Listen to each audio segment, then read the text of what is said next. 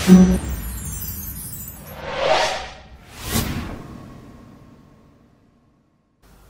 guys, it's Blake from the Fantail Cricket Workshop here in Auckland, New Zealand. Today I'm going to be walking you through our major crack repair, graft repair and refurbishment processes.